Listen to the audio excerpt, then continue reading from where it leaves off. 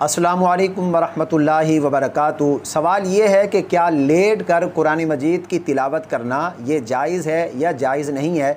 अगर कोई शख्स लेट कर कुरान मजीद की तिलावत करता है, कुरान को पढ़ता है, तो क्या इससे वो गुनहगार तो नहीं होगा। इस बारे में शरई हुक्म क्या है, आइए हम इस मसले के मुतालिक जानते हैं। अगर आप रोज़ाना इस तरह की दीनी वीडियोज़ हासिल करना चाहते हैं तो हमारे चैनल को सब्सक्राइब फरमाएं, बेल आइकन को ज़रूर प्रेस करें ताकि हमारी हर वीडियो का नोटिफिकेशन बर वक्त आपको मिल सके।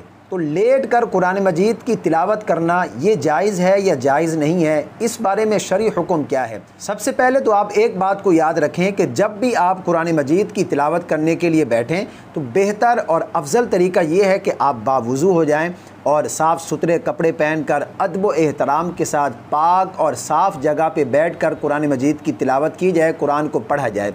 उसके साथ साथ आप ये भी याद रखें कि कुरान मजीद की तिलावत के लिए, कुरान को पढ़ने के लिए वज़ू का होना ये शर्त नहीं है, ज़रूरी नहीं है।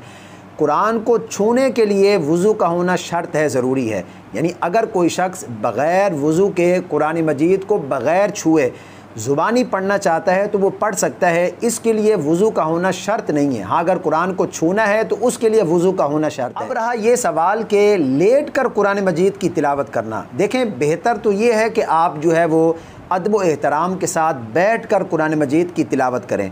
अगर आपको कोई उज़्र है, कोई भी इशू है, कोई भी मसला है कि आप बैठ नहीं सकते, तो आप लेट कर भी बावज़ू होकर कुरान मजीद की तिलावत कर सकते हैं, इसमें कोई हर्ज नहीं है उज़्र की बिना पर। लेकिन उसके साथ साथ आप ये भी याद रखें कि जब आप लेट कर कुरान मजीद की तिलावत कर रहे हों तो आपके पाँव जो है वो सिमटे हुए होने चाहिए, आपके पाँव फैले हुए नहीं होने चाहिए। ये ज़्यादा बेहतर और ज़्यादा अफजल